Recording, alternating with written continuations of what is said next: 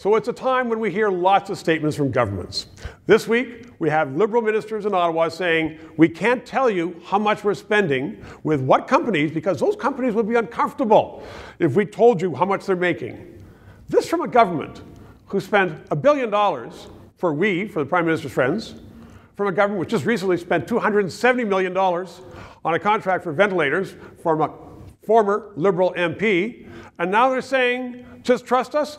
Kim Wright, she knows government, she joins me right now because I want to discuss this. And you're always right about these things, but it just seems that they are straining credulity to ask people to believe them without any transparency.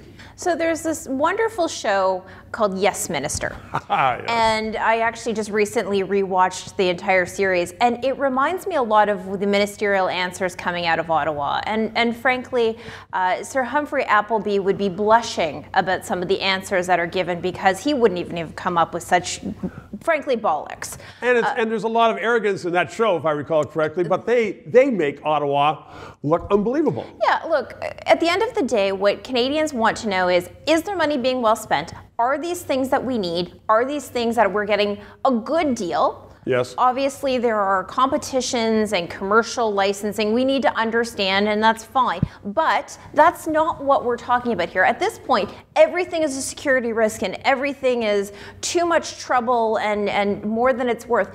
Now, if the government can spend 200 hours filibustering on the WE contracts, goodness knows they can get to work on the rest of it. Very good point. And they have said that we know how to chew and walk at the same time, but they aren't showing that. And we aren't building nuclear bombs. It's not like the Manhattan Project. We are dealing with stuffed material for COVID. Like there's no national security here. Absolutely. Canadians want to know, is there a stockpile of PPEs? Is there a plan for vaccines? Is there a plan for rolling out vaccines? Because Canadians have seen even on the flu vaccine, we've had shortages in different spots. So they want to be sure that they're going to be protected through the second wave and that all the other components, like the commercial rent relief programs, like how are we paying people with disabilities, how is the CERB program, all is it going to unfold as it should? That's what Canadians want to know. This nickel and diming and who's got what contract is frankly, it's beneath the government to do this. To do what? Not to tell us how much they're spending $500 million on. And to wave it all away as if it's not something that is of concern. And frankly, every time governments get a bit too arrogant about this, we end up with inquiries, and that never benefits anyone because it puts a pox on all their houses for politicians.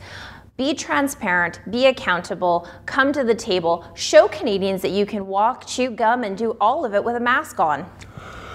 Good advice. Justin, I hope you hear it. 3 minutes. Thanks, Kim. Thank you. So thank you for watching. In response to many queries, I want you to know I don't always dress like Don Cherry. He dresses like me. Sometimes. But seriously, we are going to continue to follow the stories that matter to you. The corruption in Ottawa, COVID, the response of officials to it, and what's going on with your taxpayers' money. If you like these stories, please subscribe. You can press the button, it's right up there. And my webpage is right down below here. It's free, and we are providing the service because we want to make sure that Canadians know what's going on.